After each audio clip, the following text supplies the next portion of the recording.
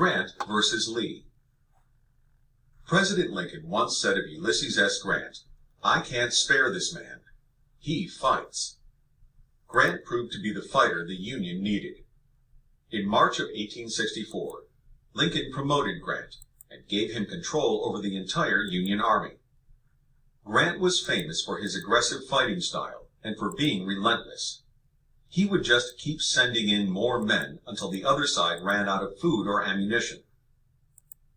Robert E. Lee, the chief commander of the Confederate troops, faced a terrible decision when the Civil War broke out. Lee loved the United States and was an officer in the U.S. Army. His father had fought alongside George Washington. However, he felt tied to Virginia. He resigned from the Union Army and sided with the South. As a general, Lee was famous for his brilliant military tactics. He was skilled, smart, and daring on the battlefield. He was also known as a gentleman. He was a soldier with refined manners.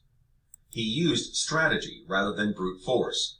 He inspired his troops because they respected him so much. Grant and Lee were alike in many ways. Both had received their military training at the U.S. Military Academy at West Point. Both had served in the Mexican-American War. Both were brilliant military leaders. After the war, both worked to reunite the nation. 2. Explain how Lee and Grant were similar. Sherman in Georgia. Union General William Tecumseh Sherman played a major role in ending the war. Sherman's idea was that war should be as horrible as possible, so the enemy would stop fighting. He didn't just attack military targets. He worked to destroy the South economically, so it could no longer support an army. Sherman's approach came to be known as total war. Leading 100,000 Union troops, Sherman began his invasion of Georgia in May 1864. He headed first for Atlanta. Confederate troops tried to stop Sherman's advance, but were driven back by the huge number of Union soldiers.